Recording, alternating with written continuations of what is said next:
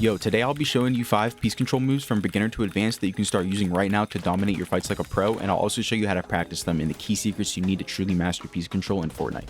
The simplest, but one of the most effective piece control techniques is placing a cone inside somebody's box. Even if you already know this, it's important to master it because everything builds off of this. Whenever you take somebody's wall, most players are either going to jump to place a ramp or they're going to try to escape out the back. So when you take their wall, edit, and instantly place a cone, it completely blocks them from placing that ramp, leaving them exposed for a free kill. You can even get more creative with this by doing it through window edits, peanut butter edits, or even by pickaxe baiting your opponent's wall so that they drop and you piece them from below. You should also take note that in certain situations you can only place the cone when you're looking in a specific spot. So for example, whenever I'm standing here and I'm trying to piece my opponent with a cone from this angle, I need to look in this spot. If you sometimes have trouble getting cones to place in your opponent's box, then this is exactly why. You need to build a good understanding of Fortnite's building grid system so that you can piece control effectively. So I would highly recommend that you practice this by messing around in creative and placing builds from different heights and distances.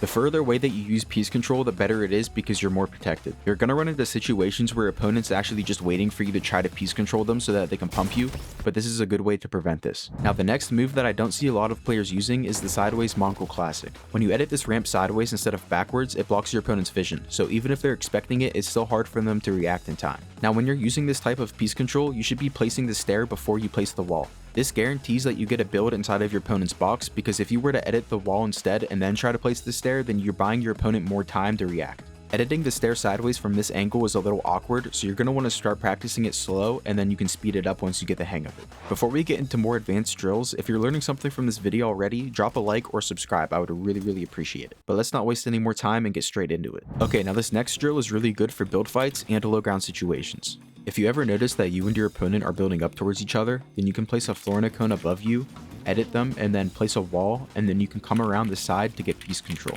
Here's how that looks at full speed.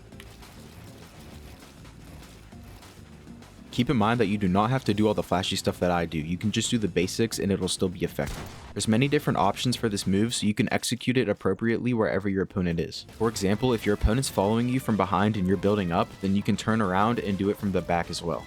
So practice those drills repeatedly because you're almost always going to get in a situation like that whenever you're building up towards your opponent. Alright, so this next drill is most commonly used whenever you're box fighting your opponent and they're trying to escape out the side because you took their wall. So what you need to do in this situation is predict whenever your opponent is about to come out the side of their box, and then you can edit the wall like this, and then you can place cones and sometimes even walls to get a full box on them. The best way to practice this is to repeat this sequence so that you build the muscle memory for whenever you're in this situation. Also, it's important that you practice these from different positions and angles because, as I mentioned before, whether or not your builds get placed depends entirely on your crosshair placement and your position in relation to Fortnite's build grid system. Okay, so now for this last advanced drill. This one is one of the best ways to practice being aggressive while still staying protected.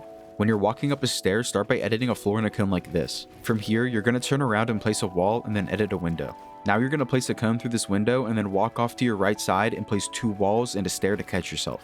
Then you can edit this wall and come through here to finish the piece control. And even if your opponent somehow isn't there, then you can still continue the sequence by just editing through this wall and continuing your builds. Now here's a little bonus tip for you guys.